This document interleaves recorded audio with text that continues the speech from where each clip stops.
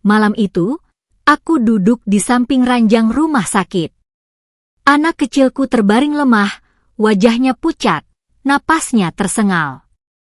Dokter berkata, operasi harus segera dilakukan. Aku menggenggam erat amplop berisi uang hasil jerih payah, tabungan, dan bantuan dari orang-orang baik. Uang itu adalah harapan terakhir untuk menyelamatkan nyawa anakku. Namun harapan itu hancur seketika. Suamiku, orang yang seharusnya menjadi pelindung, justru mengkhianati. Uang operasi anak kami dipakai untuk pesta pernikahannya dengan seorang perempuan yang selama ini menjadi bayangan gelap dalam rumah tangga kami. Pelakor itu tersenyum di pelaminan, sementara anakku berjuang antara hidup dan mati. Air mataku jatuh tanpa suara. Rasanya seperti dunia runtuh, bukan hanya karena penyakit yang menggerogoti tubuh anakku, tapi juga karena pengkhianatan yang menggerogoti hatiku. Aku bertanya-tanya, apakah suamiku sudah kehilangan hati nurani? Apakah anaknya sendiri tidak berarti dibandingkan nafsu sesaat? Hari-hari berikutnya adalah neraka. Aku berjuang mencari pinjaman, menjual barang-barang, bahkan rela bekerja siang malam demi biaya operasi. Sementara suamiku sibuk dengan bulan madu, aku sibuk dengan doa agar anakku bertahan. Orang-orang berbisik, sebagian mengasihani, sebagian mencibir. Aku menjadi tontonan, korban yang ditinggalkan. Namun dari luka itu, perlahan tumbuh api. Api yang membakar rasa putus asa menjadi tekad. Aku berjanji, jika anakku sembuh, aku tidak akan lagi menjadi korban. Aku akan bangkit, dan dunia akan tahu bahwa aku bukan perempuan yang bisa diinjak-injak. Kesempatan itu datang ketika aku mulai pulih dari keterpurukan. Aku mempelajari bisnis suamiku, mencari celah, dan menemukan kelemahan. Dengan kecerdikan, aku menanam benih kehancuran. Satu demi satu, kesalahan kecil yang dulu ia abaikan menjadi badai besar. Hingga akhirnya, kerajaan yang ia bangun runtuh, dan ia sendiri yang tersungkur. Dan saat ia datang padaku, memohon belas kasihan, aku hanya tersenyum. Kau memilih meninggalkan anakmu demi pelakor, kataku, sekarang kau merasakan bagaimana rasanya ditinggalkan saat kau jatuh. Itulah awal kebebasanku. Dari sakit, dari pengkhianatan, aku lahir kembali. Bukan sebagai korban, tapi sebagai perempuan yang tahu kekuatannya sendiri. Selamat datang di Media Harmony.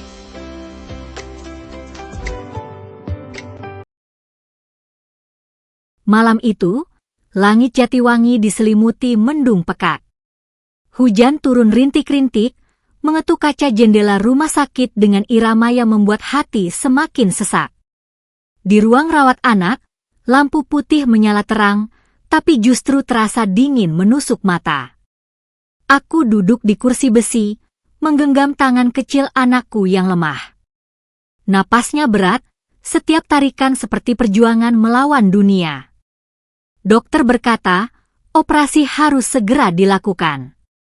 Tanpa itu, harapan akan sirna. Aku menatap amplop coklat di pangkuanku. Di dalamnya ada uang hasil kerja keras, tabungan bertahun-tahun, bahkan sumbangan dari tetangga yang iba. Uang itu bukan sekadar kertas, melainkan nyawa anakku. Aku percaya, dengan uang itu, aku bisa membeli kesempatan hidup untuknya. Namun, di balik keyakinan itu, ada kegelisahan. Suamiku tak kunjung datang. Ia berjanji akan menemani, tapi jam terus berjalan. Aku mencoba menenangkan diri, berpikir mungkin ia sibuk mengurus administrasi. Tapi hatiku bergetar, ada firasat buruk yang tak bisa kuabaikan. Malam semakin larut. Teleponku berdering. Suara seorang teman masuk, lirih tapi menusuk. Aku lihat suamimu, dia ada di gedung pernikahan. bersama perempuan itu. Dunia runtuh seketika. Aku terdiam, tubuhku kaku. Uang operasi anakku, apakah benar dipakai untuk pesta mereka? Air mataku jatuh, bukan hanya karena sakit hati, tapi karena rasa takut kehilangan anakku. Aku ingin berteriak, tapi suara tercekat di tenggorokan. Di ranjang, anakku menggeliat lemah. "Ibu, jangan pergi," bisiknya. Aku menggenggam tangannya lebih erat, berjanji dalam hati, aku tidak akan menyerah. Meski suamiku mengkhianati, meski dunia menertawakan, aku akan berjuang. Demi anakku. Demi hidup yang masih bisa diselamatkan. Hujan semakin deras, mengetuk jendela dengan suara yang tak henti. Aku duduk terpaku, tubuhku kaku, pikiran berputar tak tentu arah. Kata-kata dari telepon tadi terus bergema di kepalaku. Suamimu menikah dengan perempuan itu. Aku ingin menyangkal. Aku ingin percaya bahwa itu hanya gosip kejam. Tapi hatiku tahu, firasatku benar. Selama ini aku sudah melihat tanda-tanda, pesan yang disembunyikan, pulang larut malam, senyum yang bukan untukku. Dan kini, semua terbukti. Aku menatap wajah anakku. Pipinya pucat, matanya setengah terpejam. "Ibu, jangan pergi," bisiknya lagi, suara kecil yang membuat hatiku hancur. Aku menunduk, mencium keningnya, berjanji dalam hati, aku tidak akan pergi. Aku tidak akan menyerah. Jam dinding berdetak lambat. Setiap detik terasa seperti pisau yang menusuk. Aku mencoba menghubungi suamiku, tapi teleponnya mati. Aku mengirim pesan, tak ada balasan. Dunia seakan menutup pintu untukku. Di luar kamar, langkah kaki perawat terdengar tergesa. Mereka masuk, memeriksa kondisi anakku, lalu berkata dengan nada serius, "Bu, operasi harus segera dilakukan. Kalau tidak, kondisinya bisa semakin kritis." Aku mengangguk, meski hatiku bergetar. "Uangnya, sebentar lagi," jawabku lirih. Tapi aku tahu, uang itu sudah lenyap. Aku keluar dari kamar, berjalan di lorong panjang rumah sakit. Lampu neon berkelip, bayangan orang-orang lewat tanpa peduli. Aku merasa sendirian, seolah dunia bersekongkol untuk menjatuhkan aku. Di ruang tunggu, aku duduk, menatap kosong. Ingatan tentang suamiku muncul, saat ia berjanji akan selalu ada, saat ia berkata anak adalah segalanya. Semua janji itu kini terasa seperti kebohongan murahan. Air mataku jatuh lagi. Aku ingin marah, ingin berteriak, tapi yang keluar hanya bisikan. "Kenapa kau tega?" Lorong rumah sakit terasa panjang dan sunyi. Setiap langkahku bergema, seakan menegaskan betapa sendirian aku malam itu. Aku berhenti di depan jendela besar, menatap hujan yang jatuh deras. Air mata bercampur dengan bayangan lampu kota di kaca, membuat pandanganku kabur. Aku teringat masa lalu, saat suamiku pertama kali menggenggam tanganku di pelaminan. Ia berjanji akan selalu ada, akan menjadi ayah yang baik, akan menjaga keluarga kecil kami. Janji itu kini terasa seperti debu yang tertiup angin. Teleponku kembali berdering. Kali ini dari seorang tetangga.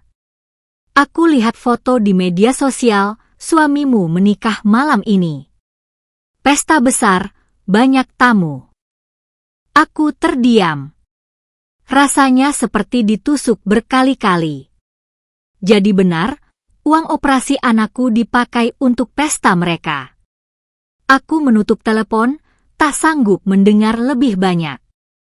Aku kembali ke kamar anakku. Ia masih terbaring lemah, wajahnya pucat. Aku duduk di sampingnya, menggenggam tangannya. "Nak, maafkan ibu," bisikku. "Ayahmu memilih jalan lain. Tapi ibu tidak akan menyerah. Ibu akan cari cara, meski harus melawan dunia." Perawat masuk lagi, membawa catatan medis. "Bu, kami butuh kepastian. Operasi harus segera dijadwalkan. Kalau tidak, risikonya besar." Aku mengangguk, meski hatiku hancur. "Saya akan cari uangnya," jawabku lirih. Malam itu aku keluar dari rumah sakit, berjalan di bawah hujan. Bajuku basah, rambutku menempel di wajah. Tapi aku tidak peduli.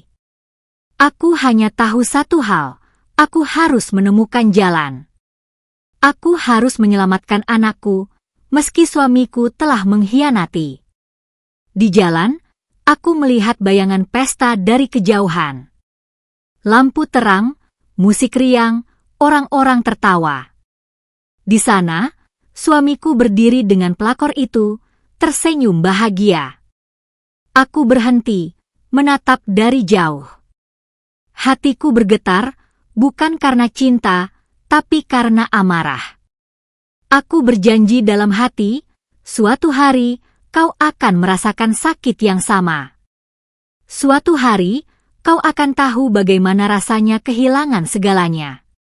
Aku berdiri di bawah hujan, menatap gedung pesta dari kejauhan. Lampu-lampu berkilauan, musik riang terdengar sampai ke jalan. Orang-orang tertawa, bersorak, merayakan cinta yang sebenarnya lahir dari pengkhianatan. Di sana, suamiku berdiri dengan pelakor itu, tersenyum bahagia seolah dunia milik mereka. Hatiku bergetar, bukan karena cinta, tapi karena amarah yang membara. Aku ingin berlari masuk, ingin berteriak di depan semua orang, ingin membuka kebohongan mereka. Tapi aku tahu, itu hanya akan membuatku terlihat lemah. Aku menahan diri, menggenggam erat tas kecilku, dan berbalik. Di jalan yang basah, aku berjalan tanpa arah. Air hujan bercampur dengan air mata, membuat wajahku basah seluruhnya. Aku merasa dunia menertawakan aku, menertawakan anakku yang sedang berjuang di rumah sakit. Aku berhenti di sebuah halte kosong. Duduk di bangku dingin, aku menatap kosong ke depan. Ingatan masa lalu kembali menyerbu. Saat suamiku pertama kali menggendong anak kami, matanya berbinar penuh kebanggaan. Saat ia berkata, "Aku akan selalu ada untuk kalian." Semua itu kini terasa seperti sandiwara murahan. Aku menutup mata, mencoba menenangkan diri. Dalam keheningan, aku mendengar suara hatiku sendiri, "Kau harus kuat. Kau harus bertahan. Demi anakmu." Aku kembali ke rumah sakit menjelang dini hari. Rambutku basah, bajuku menempel di tubuh. Perawat menatapku dengan iba, tapi aku hanya tersenyum tipis. Aku masuk ke kamar anakku, duduk di sampingnya, menggenggam tangannya lagi. "Nak," bisikku, "ayahmu mungkin sudah pergi. Tapi ibu masih di sini. Ibu akan berjuang, meski harus melawan dunia." Anakku membuka mata perlahan, menatapku dengan lemah. "Ibu, jangan menangis," katanya lirih. Aku tersenyum, meski air mata jatuh lagi. "Ibu tidak menangis, Nak. Ibu hanya sedang berdoa." Malam itu aku berdoa tanpa henti. Berdoa agar anakku diberi kekuatan, agar aku diberi jalan. Dan dalam doa itu, aku berjanji, aku tidak akan menyerah. Aku akan bangkit, meski harus melewati neraka. Aku duduk kembali di samping ranjang anakku. Malam semakin larut, suara hujan di luar bergema seperti irama kesedihan. Lampu putih di kamar rawat membuat wajah anakku terlihat semakin pucat. Aku menggenggam tangannya, merasakan betapa rapuh tubuh kecil itu. "Bu, ayah kemana?" tanyanya lirih, dengan mata yang hampir tertutup. Pertanyaan itu menusuk hatiku lebih dalam daripada pisau. Aku ingin berkata jujur, ingin mengatakan bahwa ayahnya sedang merayakan pesta pernikahan dengan perempuan lain. Tapi aku tak tega. Aku hanya tersenyum tipis, meski air mata jatuh. "Ayah sedang sibuk, Nak. Tapi ibu ada di sini. Ibu tidak akan pergi." Anakku mengangguk lemah, lalu kembali terpejam. Aku menunduk, mencium keningnya, berdoa dalam hati agar ia bertahan. Di luar kamar, aku berjalan ke ruang tunggu. Kursi-kursi kosong, bau obat menyengat, dan suara mesin monitor dari kamar lain membuat suasana semakin mencekam. Aku duduk, menatap kosong ke lantai. Aku teringat bagaimana suamiku dulu berkata, "Kalau anak kita sakit, aku akan jadi orang pertama yang berdiri di sampingmu." Kata-kata itu kini terasa seperti ejekan. Ia memilih berdiri di pelaminan bersama pelakor, sementara aku berdiri sendirian di rumah sakit. Aku menutup wajah dengan kedua tangan. Air mata jatuh deras. Tapi di balik tangisan itu, perlahan muncul api kecil, api tekad. Aku berbisik pada diriku sendiri, aku tidak boleh hancur. Aku harus kuat. Demi anakku. Malam itu aku membuat keputusan. Aku akan mencari jalan lain. Aku akan berjuang, meski harus menjual semua yang aku punya, meski harus bekerja siang malam, meski harus menanggung cibiran orang. Aku tidak akan membiarkan anakku pergi hanya karena pengkhianatan seorang suami. Aku berdiri, menatap jendela rumah sakit. Hujan mulai reda, tapi hatiku masih bergemuruh. Aku tahu, perjalanan ini akan panjang dan penuh luka. Tapi aku juga tahu, aku tidak akan menyerah. Pagi itu, matahari muncul malu-malu di balik awan kelabu. Aku duduk di ruang tunggu rumah sakit, mata sembab karena semalaman menangis. Perawat datang menghampiri, membawa berkas administrasi. "Bu, kami butuh kepastian soal biaya operasi. Kalau tidak, kami tidak bisa menjadwalkan," katanya dengan nada hati-hati. Aku menunduk, menggenggam tas kecilku. Amplop coklat yang semalam ada di sana kini kosong. Uang itu sudah lenyap, dibawa suamiku untuk pesta pernikahan dengan pelakor. Aku menarik napas panjang, mencoba menahan air mata. "Saya akan cari jalan," jawabku lirih.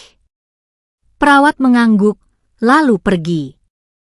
Aku duduk kembali, menatap lantai. Dunia terasa begitu kejam. Uang yang seharusnya menyelamatkan nyawa anakku, justru dipakai untuk merayakan pengkhianatan. Aku mencoba menghubungi suamiku lagi. Teleponnya tetap mati. Pesan-pesanku tak dibalas. Seolah ia sudah menghapus aku dan anakku dari hidupnya.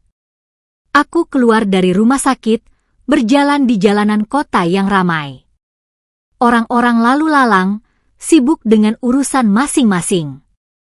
Tak ada yang tahu bahwa di dalam hatiku sedang terjadi badai. Aku berhenti di depan toko emas kecil. Ingatanku melayang pada cincin kawin yang masih melingkar di jariku. Aku menatapnya lama, lalu masuk ke toko. "Pak, saya mau jual cincin ini," kataku. Pemilik toko menatap cincin itu, lalu berkata, "Sayang sekali, harganya tidak seberapa. Tapi kalau ibu mau, saya bisa beli." Aku mengangguk. Berapapun, saya butuh uangnya. Cincin itu berpindah tangan. Aku keluar dari toko dengan uang yang tak seberapa, tapi setidaknya ada harapan kecil. Aku tahu, perjuangan ini baru dimulai. Aku berjalan menyusuri jalanan kota dengan uang hasil penjualan cincin kawin di genggaman. Jumlahnya kecil, jauh dari cukup untuk biaya operasi. Tapi setidaknya ada secercah harapan. Di setiap langkah, aku merasa dunia menatapku dengan tatapan iba. Orang-orang lalu lalang, sibuk dengan urusan masing-masing, sementara aku membawa beban yang terasa terlalu berat. Aku berhenti di sebuah warung kopi kecil. Duduk di kursi kayu, aku menatap kosong ke depan. Pemilik warung menatapku, lalu berkata pelan, "Ibu terlihat lelah. Ada masalah?" Aku tersenyum tipis, mencoba menahan air mata. "Anak saya sakit. Saya butuh biaya operasi. Tapi uangnya hilang." Pemilik warung terdiam, lalu menghela napas. "Semoga ada jalan, Bu. Tuhan tidak akan meninggalkan orang yang berjuang." Air mata jatuh lagi, kali ini bukan karena putus asa, tapi karena ada secercah harapan. Aku menutup telepon, lalu menatap anakku. "Nak, ada orang baik yang masih peduli. Kita akan berjuang bersama." Pagi berikutnya, aku berangkat ke rumah sahabat lamaku. Jalanan masih basah sisa hujan semalam, udara dingin menusuk tulang. Aku berjalan dengan langkah berat, membawa harapan kecil di hati. Rumah sahabatku sederhana, tapi hangat. Ia menyambutku dengan pelukan erat. Aku dengar kabar dari telepon semalam. Aku tidak bisa diam, Yola. Aku tahu kamu sedang berjuang sendirian. Air mataku jatuh lagi. Anakku butuh operasi segera. Tapi uangnya suamiku pakai untuk menikah dengan perempuan lain. Sahabatku terdiam, matanya berkaca-kaca. Aku tidak punya banyak, tapi aku akan bantu. Aku juga akan bicara dengan beberapa teman. Kita bisa kumpulkan sedikit demi sedikit. Ia menyerahkan sejumlah uang, lebih besar dari yang aku bayangkan. Aku menggenggamnya erat, merasa ada cahaya kecil di tengah gelap. "Terima kasih, aku tidak tahu harus berkata apa." Sahabatku tersenyum. "Kamu tidak sendirian. Jangan pernah merasa begitu. Ada orang-orang yang peduli." Aku pulang ke rumah sakit dengan hati yang sedikit lebih ringan. Uang itu masih belum cukup, tapi setidaknya semakin mendekati. Aku duduk di samping anakku, menggenggam tangannya, berbisik, "Nak, ada orang baik yang membantu kita. Jangan menyerah." Anakku membuka mata, tersenyum lemah. "Ibu, aku percaya." Kata-kata itu menjadi kekuatan baru bagiku. Aku tahu, perjalanan ini masih panjang. Tapi aku juga tahu, aku tidak akan menyerah. Hari itu aku kembali ke rumah sakit dengan uang tambahan dari sahabatku. Jumlahnya mulai mendekati biaya operasi, meski masih belum sepenuhnya cukup. Aku menyerahkan uang itu ke bagian administrasi, berharap mereka bisa segera menjadwalkan operasi. Petugas menatapku dengan wajah serius. "Bu, kami mengerti perjuangan Anda. Uang ini sudah cukup untuk DP awal. Kami akan coba bantu dengan skema cicilan. Yang penting operasi bisa segera dilakukan." Aku tertegun, air mata jatuh tanpa bisa ditahan. Terima kasih banyak." Aku berlari kembali ke kamar anakku. Ia masih terbaring lemah, tapi ketika aku memberitahu kabar itu, matanya berbinar meski hanya sedikit. "Ibu, jadi aku bisa operasi?" tanyanya dengan suara lirih. Aku mengangguk, menggenggam tangannya erat. "Ya, Nak. Kamu akan segera dioperasi. Ibu janji." Malam itu aku duduk di sampingnya, menatap wajah kecil itu dengan penuh harapan. Meski suamiku telah mengkhianati, meski uang operasi sempat hilang, aku berhasil menemukan jalan lain.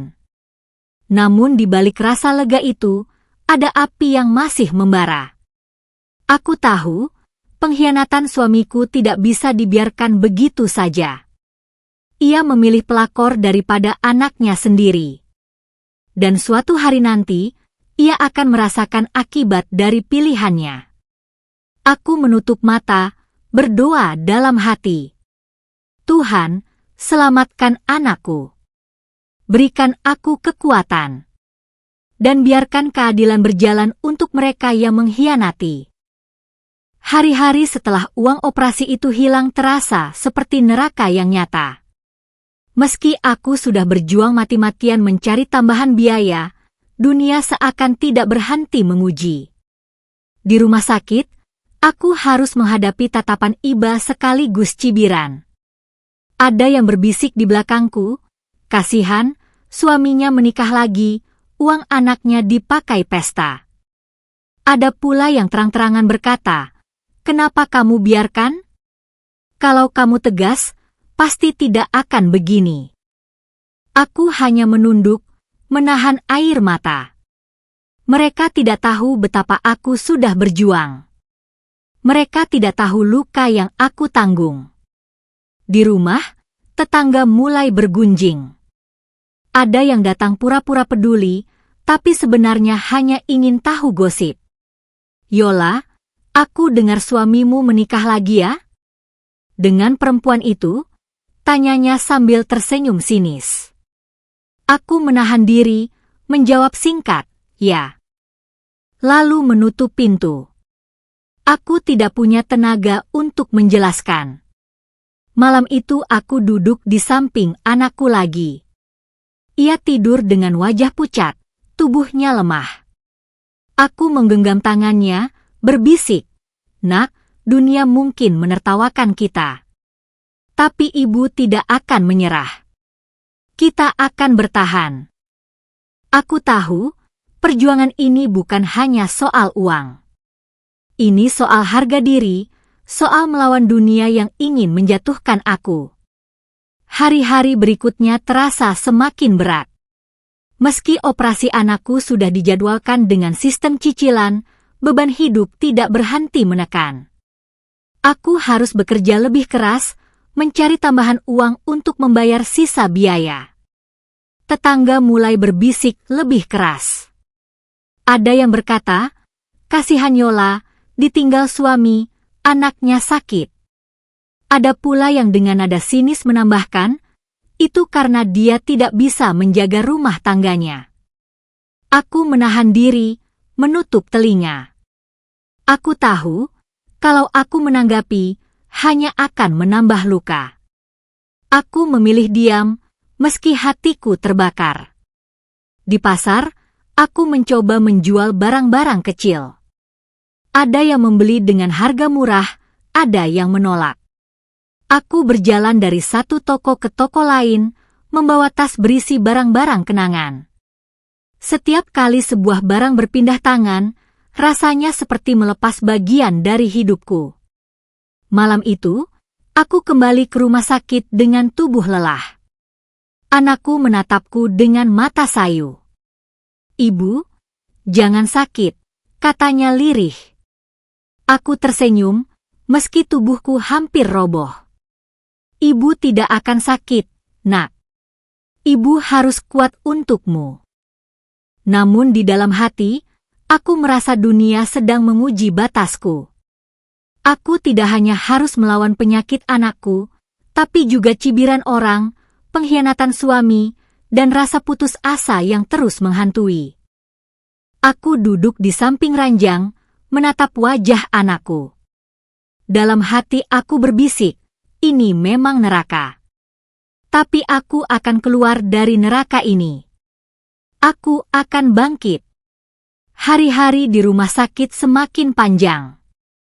Aku mulai terbiasa dengan tatapan iba, cibiran, dan bisikan orang-orang.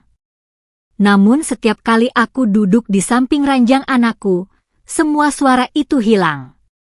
Yang tersisa hanya wajah kecilnya yang berjuang melawan sakit. Suatu sore, seorang kerabat datang. Ia menatapku dengan wajah penuh rasa ingin tahu. "Yola, aku dengar suamimu menikah lagi. Benarkah uang operasi anakmu dipakai untuk pesta mereka?" Aku terdiam, menahan amarah. Aku tidak ingin membicarakan aib itu, tapi aku juga tidak bisa menyangkal. "Ya," jawabku singkat. Kerabat itu menghela napas, lalu berkata dengan nada setengah menyalahkan, "Kenapa kamu biarkan? Kalau kamu lebih tegas, mungkin dia tidak akan berani." Aku menunduk, menggenggam tangan anakku lebih erat. Aku tahu, orang-orang hanya melihat dari luar. Mereka tidak tahu luka yang aku tanggung, tidak tahu perjuangan yang aku jalani. Malam itu aku keluar sebentar ke halaman rumah sakit. Angin malam dingin menusuk, tapi aku merasa lebih tenang di luar. Aku menatap langit, berbisik, "Tuhan, aku lelah. Tapi aku tidak boleh menyerah. Tolong beri aku kekuatan." Aku kembali ke kamar, duduk di samping anakku. Ia membuka mata, menatapku dengan senyum kecil. "Ibu, jangan sedih. Aku kuat." Air mata jatuh lagi. "Nak, kamu yang membuat ibu kuat. Kamu alasan ibu bertahan." Aku tahu, dunia sedang menguji aku. Neraka ini nyata, tapi aku juga tahu, aku akan keluar dari neraka ini. Aku akan bangkit, meski harus melewati luka yang dalam. Hari-hari di rumah sakit terasa semakin panjang. Aku mulai terbiasa dengan tatapan iba, cibiran, dan bisikan orang-orang. Namun setiap kali aku duduk di samping ranjang anakku, semua suara itu hilang. Yang tersisa hanya wajah kecilnya yang berjuang melawan sakit. Suatu malam, aku mendengar dua perawat berbicara di lorong. Mereka tidak tahu aku berdiri di dekat pintu. "Kasihan sekali ibu itu," kata salah satu. "Suaminya menikah lagi, padahal anaknya hampir meninggal." Yang lain menambahkan, "Aku tidak mengerti bagaimana ada orang setega itu." Aku menutup mata, menahan air mata. Kata-kata itu benar, tapi mendengarnya membuat luka semakin dalam. Aku kembali ke kamar, duduk di samping anakku. Ia membuka mata perlahan, menatapku dengan senyum kecil. "Ibu, jangan sedih. Aku kuat." Aku mengusap rambutnya, tersenyum meski air mata jatuh. "Nak, kamu yang membuat ibu kuat. Kamu alasan ibu bertahan." Malam itu aku berdoa lebih lama dari biasanya. Aku berdoa agar anakku diberi kekuatan, agar aku diberi jalan, dan agar dunia melihat bahwa aku bukan perempuan yang bisa diinjak-injak. Aku tahu, neraka ini nyata. Tapi aku juga tahu, aku akan keluar dari neraka ini. Aku akan bangkit, meski harus melewati luka yang dalam. Hari-hari berikutnya semakin menekan. Meski operasi anakku sudah dijadwalkan, aku tetap harus menghadapi dunia yang seolah tak pernah berhenti menguji. Di rumah sakit, ada keluarga pasien lain yang berbisik ketika aku lewat. "Itu ibu yang suaminya menikah lagi, ya? Kasihan sekali." Bisikan itu menusuk, membuatku ingin berteriak. Tapi aku hanya menunduk, menahan air mata. Suatu sore, aku duduk di kantin rumah sakit. Seorang ibu mendekat, mencoba berbicara. "Saya dengar cerita tentang Anda. Jangan pedulikan orang-orang.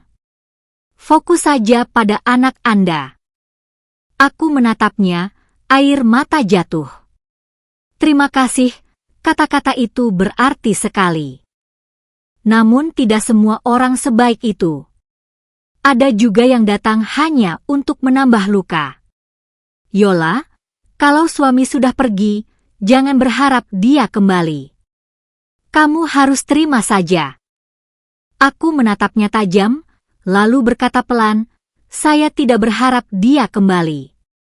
Saya hanya berharap anak saya selamat. Malam itu, aku kembali ke kamar anakku. Ia tidur dengan wajah pucat, tubuhnya lemah. Aku duduk di sampingnya, menggenggam tangannya, berbisik, "Nak, dunia mungkin menertawakan kita. Tapi ibu janji, kita akan keluar dari neraka ini. Kita akan bangkit." Aku tahu, bab ini adalah titik terendah dalam hidupku. Neraka di dunia nyata. Tapi aku juga tahu, dari neraka ini akan lahir api tekad yang membakar. Pagi itu, sinar matahari menembus jendela rumah sakit, membawa sedikit kehangatan setelah malam panjang penuh air mata. Aku duduk di samping ranjang anakku, menggenggam tangannya yang kecil. Wajahnya masih pucat, tapi ada senyum tipis yang membuat hatiku bergetar. "Ibu, jangan lelah," bisiknya lirih. Aku tersenyum, meski air mata jatuh lagi. "Ibu tidak akan lelah, Nak. Ibu janji." Di dalam hatiku, sesuatu mulai berubah. Rasa sakit, rasa marah, rasa putus asa, semua itu perlahan berubah menjadi api tekad. Aku sadar, aku tidak bisa terus menangis. Aku harus bangkit. Aku harus melawan. Aku keluar dari kamar, berjalan di lorong rumah sakit dengan langkah lebih tegap. Perawat menatapku, mungkin melihat perubahan dalam diriku. Aku tidak lagi terlihat seperti perempuan yang hancur. Aku mulai terlihat seperti perempuan yang siap berjuang. Aku berbisik pada diriku sendiri, aku akan selamatkan anakku. Aku akan buktikan bahwa aku bisa bertahan. Dan aku akan tunjukkan pada dunia bahwa aku bukan perempuan yang bisa diinjak-injak. Api tekad itu membakar dalam dadaku. Aku tahu, perjalanan ini masih panjang. Tapi aku juga tahu, aku sudah menemukan kekuatan baru.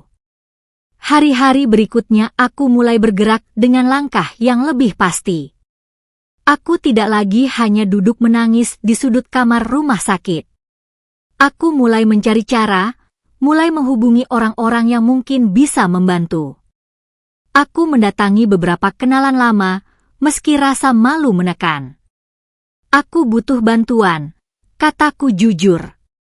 Anakku harus segera dioperasi. Sebagian menolak, sebagian hanya memberi kata-kata kosong. Tapi ada juga yang benar-benar peduli, meski dengan bantuan kecil. Setiap rupiah yang terkumpul membuatku semakin yakin, aku bisa. Aku akan selamatkan anakku.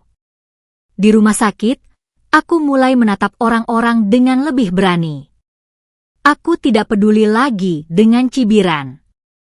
Aku tahu siapa diriku, aku tahu perjuanganku. Malam itu, aku duduk di samping anakku. Ia menatapku dengan mata sayu, lalu berkata, "Ibu, sekarang terlihat kuat sekali." Aku tersenyum, menggenggam tangannya. "Ibu memang harus kuat. Karena kamu alasan ibu hidup."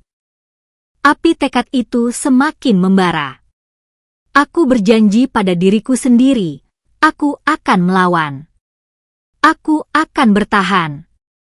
Dan aku akan buktikan bahwa aku bisa bangkit dari pengkhianatan. Hari-hari berikutnya aku mulai benar-benar berubah. Dari seorang perempuan yang hancur, aku perlahan menjadi perempuan yang berani menatap dunia. Aku mulai bekerja apa saja. Menjahit pakaian tetangga, membersihkan rumah orang, bahkan berjualan makanan kecil di depan rumah sakit. Setiap rupiah yang masuk aku simpan dengan hati-hati, seolah itu adalah nyawa anakku. Orang-orang masih mencibir. Kasihan, harus kerja serabutan, kata mereka. Tapi aku tidak peduli. Aku tahu, cibiran tidak akan menyelamatkan anakku. Hanya kerja keras yang bisa. Di rumah sakit, aku mulai berbicara lebih tegas dengan dokter dan perawat. Saya akan bayar. Jangan tunda operasi anak saya, kataku dengan mata penuh keyakinan. Mereka menatapku, mungkin melihat api tekad yang kini membara dalam diriku. Malam itu, aku duduk di samping anakku. Ia menatapku dengan mata sayu, lalu berkata, "Ibu, sekarang terlihat kuat sekali." Aku tersenyum, menggenggam tangannya. Ibu memang harus kuat. Karena kamu alasan ibu hidup. Aku tahu, api tekad ini bukan hanya untuk menyelamatkan anakku. Api ini juga untuk membakar semua rasa sakit, semua pengkhianatan, semua cibiran. Aku berjanji pada diriku sendiri, aku akan bangkit. Aku akan melawan. Dan suatu hari, mereka yang menertawakan aku akan melihat siapa sebenarnya Yola. Hari-hari berikutnya aku semakin sibuk. Aku bekerja tanpa henti, menjual apa saja yang bisa dijual, menerima pekerjaan kecil dari orang-orang yang masih peduli. Tubuhku lelah, tapi hatiku semakin kuat. Aku mulai merasakan perubahan dalam diriku. Aku bukan lagi perempuan yang hanya menangis di sudut kamar.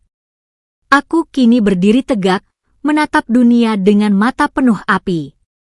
Suatu sore, aku bertemu dengan seorang dokter yang menangani anakku. Ia menatapku dengan kagum. "Bu Yola, saya melihat semangat Anda. Itu luar biasa. Anak Anda beruntung punya ibu seperti Anda." Aku tersenyum, meski air mata jatuh. Saya hanya melakukan apa yang harus dilakukan. Saya tidak bisa menyerah. Malam itu, aku duduk di samping anakku. Ia menatapku dengan mata berbinar, meski tubuhnya masih lemah. "Ibu, aku ingin sembuh. Aku ingin lihat ibu tersenyum lagi." Aku menggenggam tangannya erat. "Nak, kamu akan sembuh. Ibu janji. Kita akan keluar dari semua ini." Api tekad itu semakin membara. Aku tahu, perjalanan ini masih panjang. Tapi aku juga tahu, aku sudah siap menghadapi apapun. Hari itu aku berdiri di depan jendela rumah sakit, menatap langit biru yang perlahan terbuka setelah hujan panjang. Di dalam hatiku, aku merasakan sesuatu yang berbeda. Bukan lagi rasa putus asa, bukan lagi luka yang menjerat, melainkan api yang membara.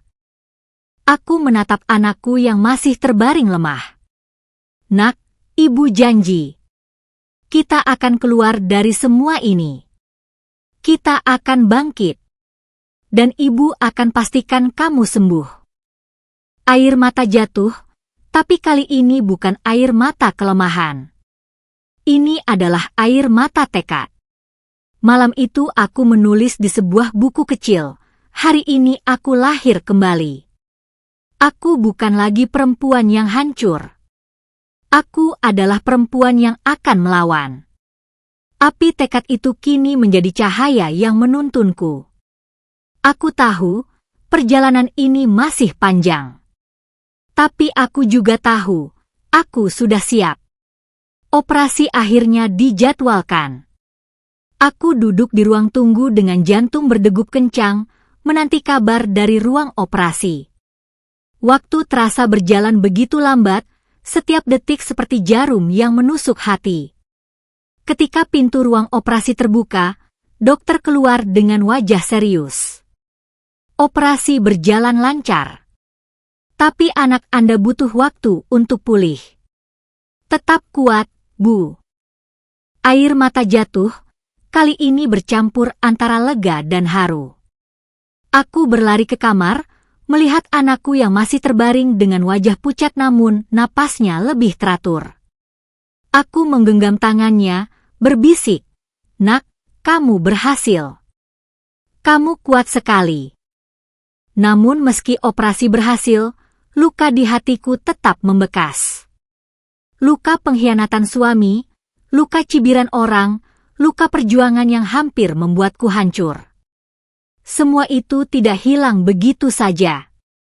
Malam itu aku duduk sendirian di sudut kamar rumah sakit. Aku menatap keluar jendela, mengingat semua yang terjadi. Uang operasi yang hilang, pesta pernikahan suamiku dengan pelakor, tatapan sinis orang-orang. Semua itu seperti bayangan yang terus menghantui. Aku berbisik pada diriku sendiri. Aku mungkin sudah bangkit, tapi luka ini akan selalu ada. Luka yang membekas menjadi bagian dari diriku. Hari-hari setelah operasi berjalan penuh rasa syukur, tapi juga penuh bayangan masa lalu. Anakku mulai pulih perlahan, meski tubuhnya masih lemah. Setiap kali ia tersenyum, hatiku terasa hangat. Namun di balik senyum itu, ada luka yang terus mengintai. Aku sering terbangun di malam hari, teringat bagaimana uang operasi itu hilang. Terbayang wajah suamiku yang memilih pesta pernikahan dengan perempuan lain daripada nyawa anaknya sendiri. Luka itu begitu dalam, seolah tak pernah bisa sembuh. Tetangga masih sering berbisik. Ada yang berkata, "Kasihan Yola, suaminya tega sekali." Ada pula yang menambahkan, "Tapi mungkin memang sudah takdir." Aku hanya menunduk, menahan air mata. Mereka tidak tahu betapa sakitnya dikhianati oleh orang yang seharusnya melindungi. Malam itu, aku duduk di samping ranjang anakku. Ia menatapku dengan mata sayu, lalu berkata, "Ibu, jangan sedih. Aku ada di sini." Aku tersenyum, mengusap rambutnya. "Nak, ibu tidak sedih karena kamu. Ibu hanya terluka karena orang yang seharusnya ada untuk kita, memilih pergi." Aku sadar, luka ini akan terus membekas. Luka pengkhianatan, luka cibiran, luka perjuangan. Tapi aku juga sadar, luka ini adalah bagian dari perjalanan. Luka ini yang membuatku lebih kuat, lebih berani, lebih siap menghadapi dunia. Hari-hari setelah operasi berjalan penuh rasa syukur, tapi luka batin tetap menghantui. Aku sering duduk sendirian di sudut kamar rumah sakit, menatap anakku yang perlahan pulih. Senyumnya memberi harapan, tapi di balik itu ada bayangan masa lalu yang terus menjerat. Aku teringat malam ketika suamiku menghilangkan uang operasi. Terbayang wajahnya yang tersenyum di pelaminan bersama perempuan lain, sementara aku menangis di rumah sakit. Luka itu begitu dalam, seolah tak pernah bisa hilang. Tetangga masih sering datang, sebagian membawa buah tangan, sebagian hanya membawa gosip. "Yola, kamu harus kuat," kata mereka. Tapi di balik kata-kata itu, aku bisa merasakan tatapan penuh rasa ingin tahu, seolah hidupku adalah tontonan. Aku menahan diri, memilih diam. Aku tahu, luka ini tidak bisa sembuh hanya dengan kata-kata. Luka ini adalah bekas yang akan selalu ada, mengingatkan aku pada pengkhianatan, pada perjuangan, pada rasa sakit yang hampir menghancurkan. Malam itu, aku menatap anakku yang tertidur. Aku berbisik pelan, "Nak, luka ini akan selalu ada. Tapi ibu janji, luka ini tidak akan menghentikan kita. Luka ini justru akan membuat kita lebih kuat." Aku sadar, luka yang membekas bukanlah akhir. Luka ini adalah bagian dari perjalanan. Luka ini adalah tanda bahwa aku pernah jatuh, tapi juga pernah bangkit. Hari-hari setelah operasi berjalan penuh rasa syukur, tapi luka batin tetap terasa seperti bayangan yang tak pernah hilang. Aku sering duduk di samping ranjang anakku, menatap wajahnya yang mulai pulih. Senyumnya memberi harapan, tapi di balik itu ada rasa sakit yang terus mengingatkan aku pada masa lalu. Aku teringat bagaimana suamiku memilih pesta pernikahan daripada nyawa anaknya sendiri.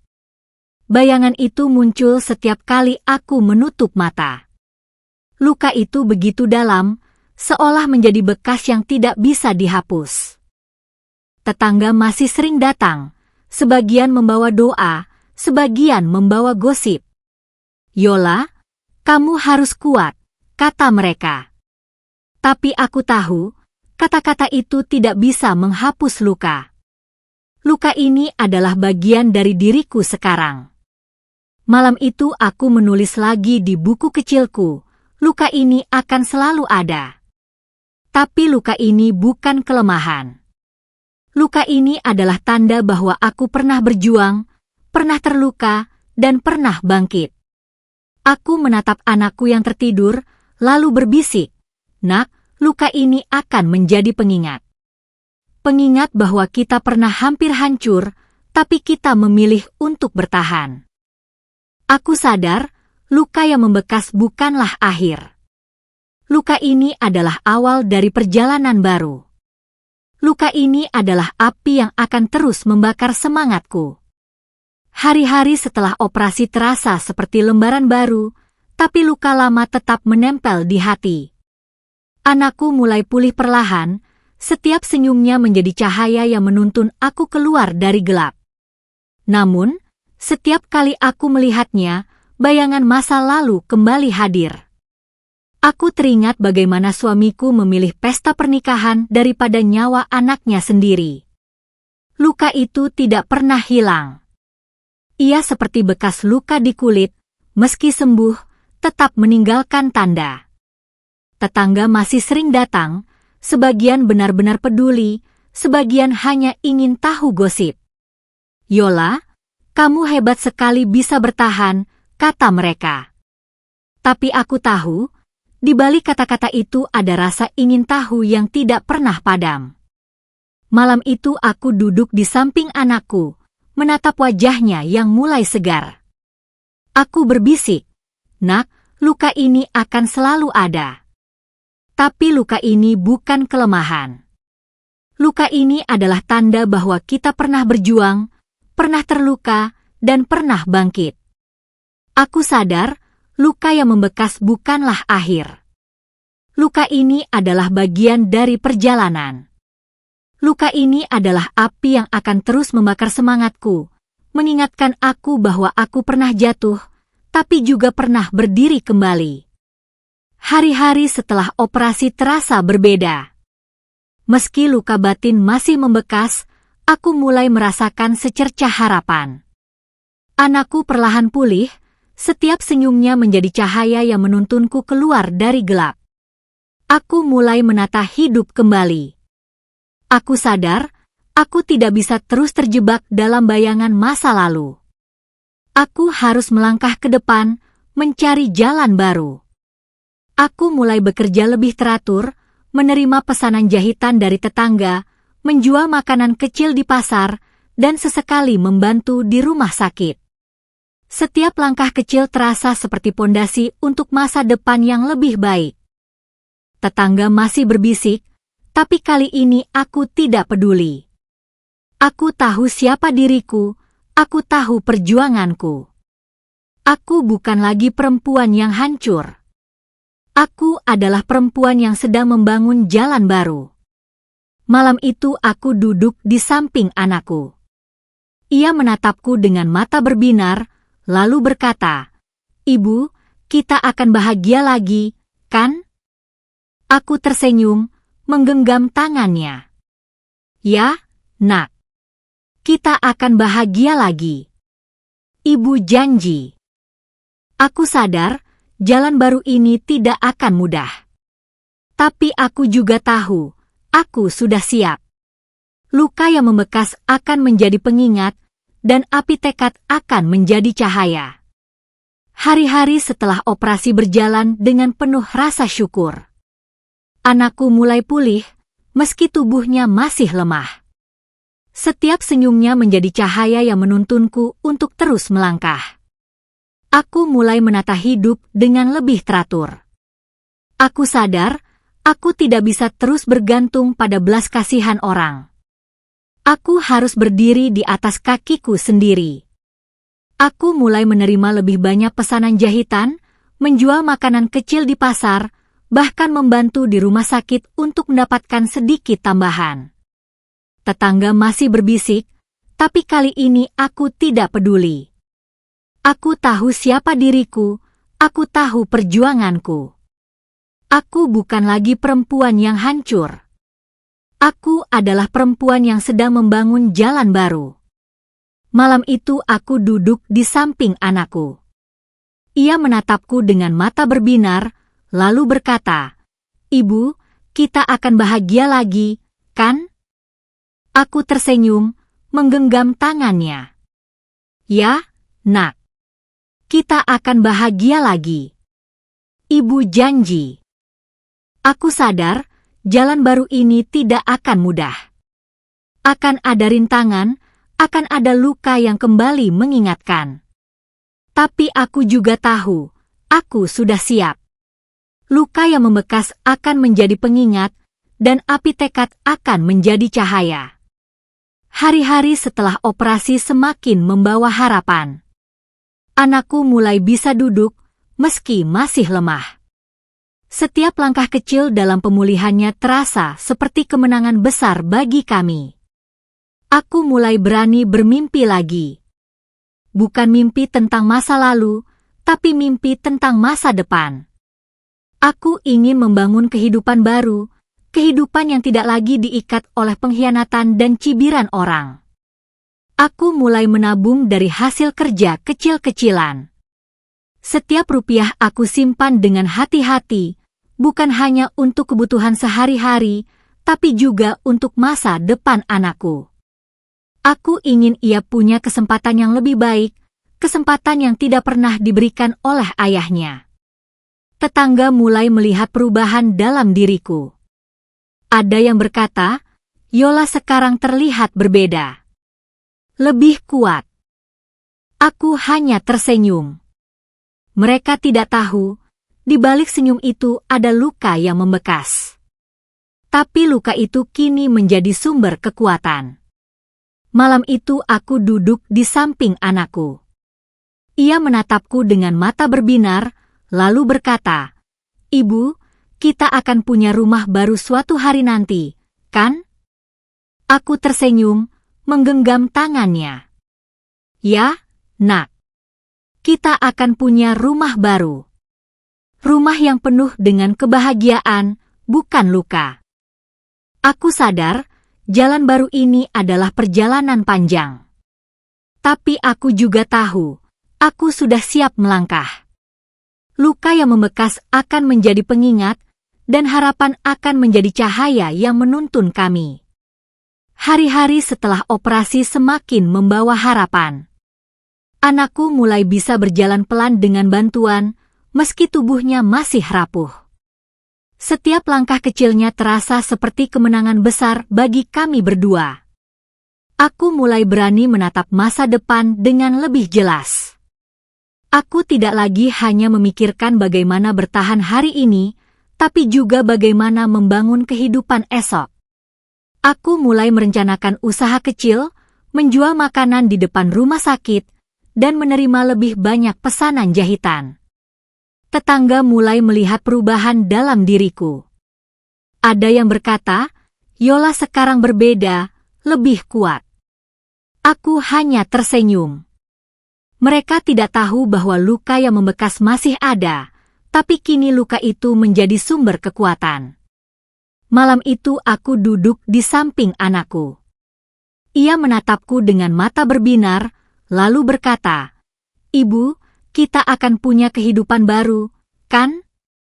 Aku menggenggam tangannya erat. "Ya, Nak. Kita akan punya kehidupan baru. Kehidupan yang penuh dengan kebahagiaan, bukan luka." Aku sadar, jalan baru ini adalah perjalanan panjang.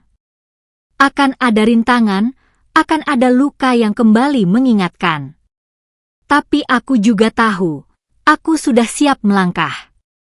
Luka yang membekas akan menjadi pengingat, dan harapan akan menjadi cahaya yang menuntun kami.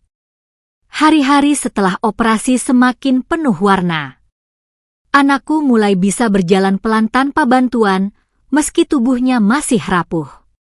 Setiap langkah kecilnya adalah kemenangan besar, membuatku semakin yakin bahwa kami benar-benar sedang menapaki jalan baru. Aku mulai merasakan kelegaan.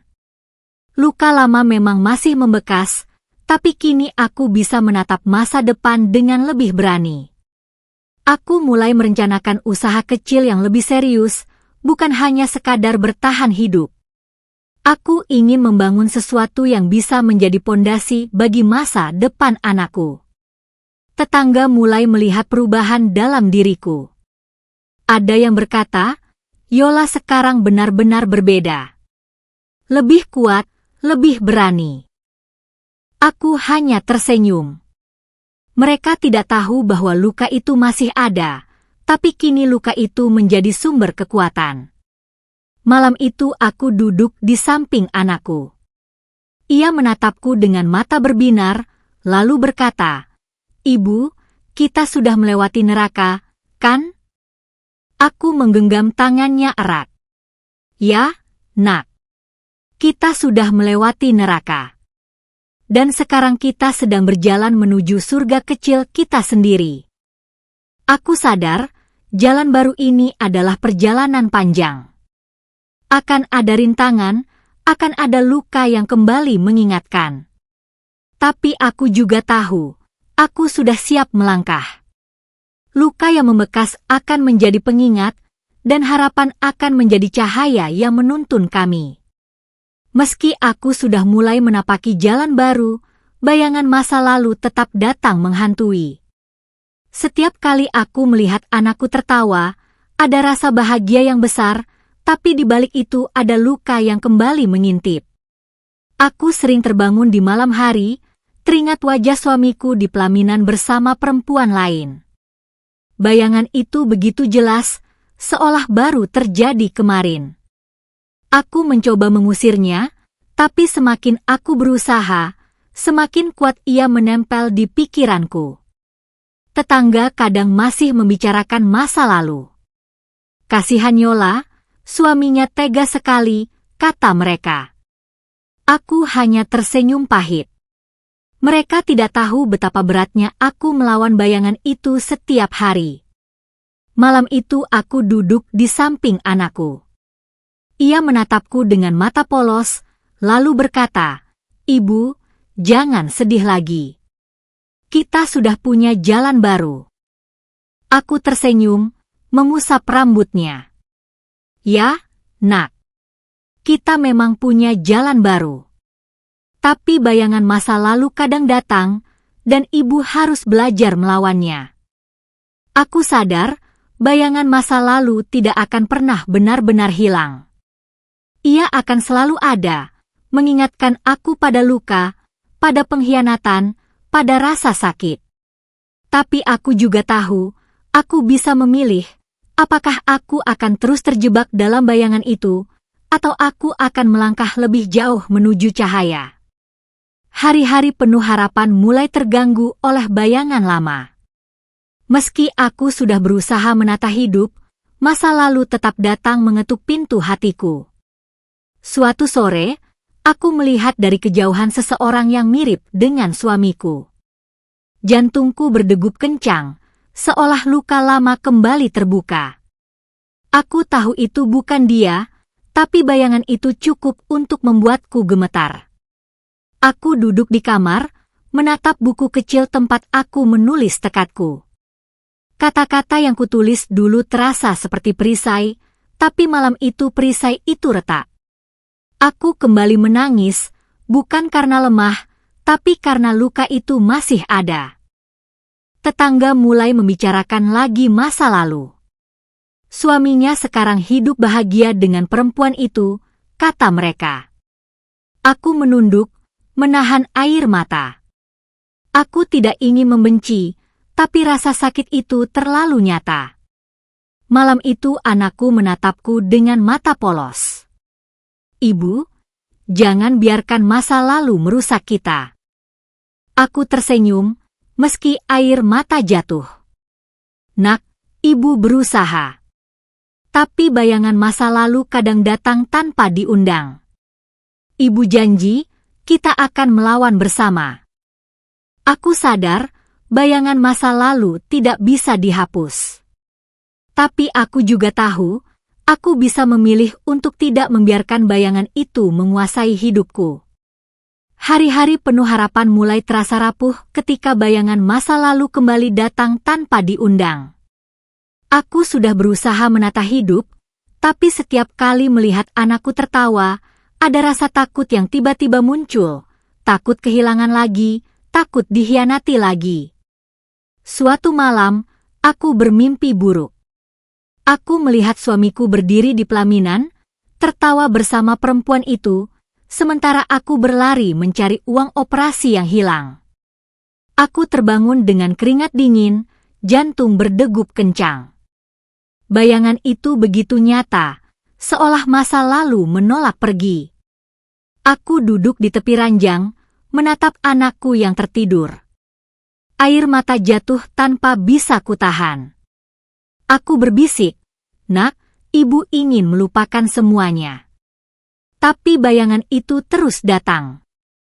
Tetangga kembali membicarakan masa lalu. Suaminya sekarang hidup bahagia, kata mereka. Aku hanya menunduk, menahan perih. Aku tidak ingin membenci, tapi rasa sakit itu terlalu dalam. Malam itu aku menulis di buku kecilku, bayangan masa lalu adalah ujian. Aku bisa memilih, terjebak di dalamnya, atau melangkah keluar menuju cahaya. Aku sadar, bayangan masa lalu tidak bisa dihapus. Tapi aku juga tahu, aku bisa melawan. Aku bisa menjadikan bayangan itu sebagai pengingat, bukan sebagai penjara. Suatu sore, aku mendengar kabar bahwa suamiku terlihat di kota bersama perempuan itu. Hatiku bergetar, seolah luka lama kembali terbuka. Aku mencoba menenangkan diri, tapi bayangan itu begitu nyata. Aku duduk di kamar, menatap buku kecil tempat aku menulis tekadku. Kata-kata yang kutulis dulu terasa seperti perisai, tapi malam itu perisai itu retak. Aku kembali menangis, bukan karena lemah, tapi karena luka itu masih ada. Setelah melewati bayangan masa lalu yang terus menghantui, aku mulai merasakan sesuatu yang berbeda, harapan. Harapan itu datang perlahan, seperti cahaya kecil yang menembus gelap. Anakku semakin pulih, langkahnya semakin kuat, senyumnya semakin sering muncul. Setiap kali ia tertawa, aku merasa dunia ini masih punya ruang untuk kebahagiaan. Aku mulai berani bermimpi lagi. Aku ingin membangun usaha kecil, menabung untuk masa depan anakku, dan menciptakan rumah yang penuh cinta. Aku tahu perjalanan ini tidak mudah, tapi aku juga tahu aku sudah siap. Tetangga mulai melihat perubahan besar dalam diriku.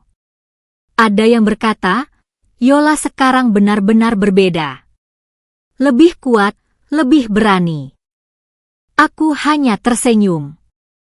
Mereka tidak tahu bahwa luka itu masih ada, tapi kini luka itu menjadi sumber kekuatan. Malam itu aku duduk di samping anakku. Ia menatapku dengan mata berbinar, lalu berkata, "Ibu, kita akan bahagia lagi, kan?" Aku menggenggam tangannya erat. "Ya, Nak. Kita akan bahagia lagi. Ibu janji." Aku sadar, harapan baru ini adalah awal dari perjalanan panjang. Akan ada rintangan, akan ada luka yang kembali mengingatkan. Tapi aku juga tahu, aku sudah siap melangkah. Luka yang membekas akan menjadi pengingat, dan harapan akan menjadi cahaya yang menuntun kami. Hari-hari mulai terasa lebih ringan. Aku bangun setiap pagi dengan semangat baru, meski pekerjaan masih berat dan penghasilan belum seberapa. Ada sesuatu yang berbeda, aku tidak lagi merasa sendirian. Anakku semakin pulih, ia mulai berlari kecil di halaman rumah sakit. Tawa kecilnya menjadi musik yang menenangkan hatiku. Aku tahu, perjuangan panjang ini mulai membuahkan hasil. Aku mulai berani bermimpi lebih besar. Aku ingin membuka warung kecil di depan rumah, menjual makanan sederhana untuk para tetangga. Aku ingin menabung agar anakku bisa sekolah dengan layak. Harapan itu tumbuh, meski perlahan. Harapan baru yang mulai tumbuh ternyata tidak datang tanpa ujian. Setelah beberapa bulan menata hidup, aku mulai menghadapi tantangan yang berbeda. Usaha kecil yang aku rintis di depan rumah mulai berjalan, tapi tidak selalu lancar. Kadang dagangan tidak laku, kadang bahan baku sulit didapat. Aku harus belajar sabar, belajar bertahan, dan belajar mencari cara agar usaha ini tetap hidup. Anakku pun mulai sekolah. Aku bahagia melihatnya memakai seragam, tapi di balik itu ada rasa cemas. Biaya sekolah tidak murah, dan aku harus bekerja lebih keras untuk memastikan ia tidak kekurangan. Tetangga ada yang mendukung, ada juga yang meremehkan. Bisnis kecil seperti itu tidak akan bertahan lama, kata mereka. Aku hanya tersenyum. Mereka tidak tahu bahwa aku tidak sekadar berjualan, aku sedang membangun masa depan. Malam itu aku duduk di samping anakku. Ia menatapku dengan mata polos, lalu berkata, "Ibu, jangan menyerah, ya." Aku menggenggam tangannya erat. "Tidak, Nak. Ibu tidak akan menyerah. Kita sudah melewati neraka, kita pasti bisa melewati ujian ini." Aku sadar, ujian baru ini adalah bagian dari perjalanan panjang. Akan ada rintangan, akan ada luka yang kembali mengingatkan. Tapi aku juga tahu, aku sudah siap melangkah. Harapan yang tumbuh akan menjadi cahaya yang menuntun kami melewati ujian ini. Harapan baru yang mulai tumbuh ternyata segera diuji oleh kenyataan. Usaha kecilku mulai berjalan, tapi tidak selalu mulus.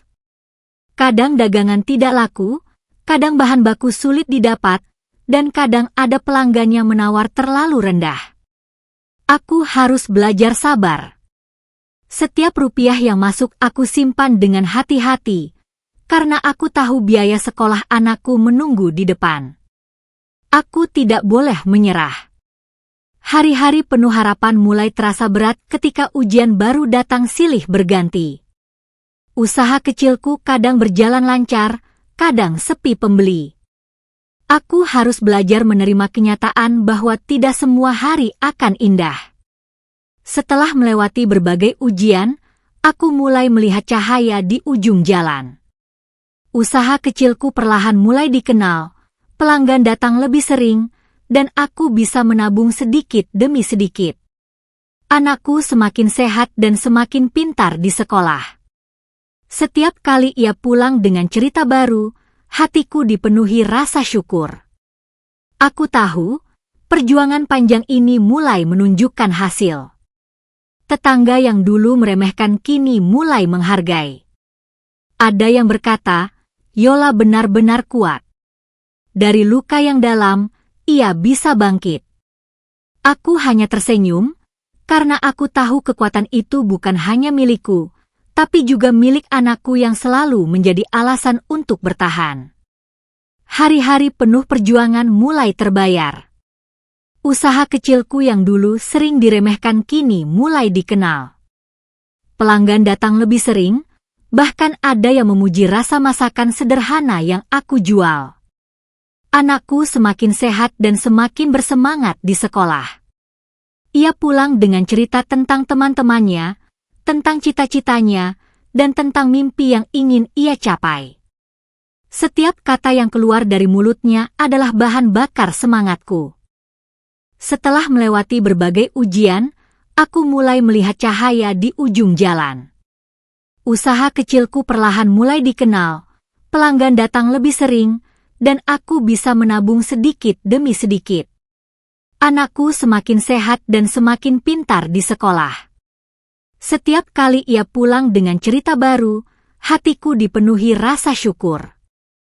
Aku tahu, perjuangan panjang ini mulai menunjukkan hasil. Hari-hari penuh perjuangan mulai terbayar. Usaha kecilku yang dulu sering diremehkan kini mulai dikenal. Pelanggan datang lebih sering, bahkan ada yang memuji rasa masakan sederhana yang aku jual. Malam itu aku duduk di teras rumah, menatap langit penuh bintang. Aku berbisik pada diriku sendiri, cahaya itu nyata. Aku tidak lagi berjalan dalam gelap. Aku sudah sampai di jalan yang penuh harapan. Anakku menghampiri, duduk di sampingku. Ibu, kita sudah sampai di cahaya, kan? Aku mengusap rambutnya lembut. Ya, nak. Kita sudah sampai. Cahaya ini milik kita, dan akan terus menuntun kita. Aku sadar, cahaya di ujung jalan bukanlah akhir. Ia adalah awal dari babak baru, awal dari kehidupan yang lebih kuat, lebih berani, dan lebih penuh harapan.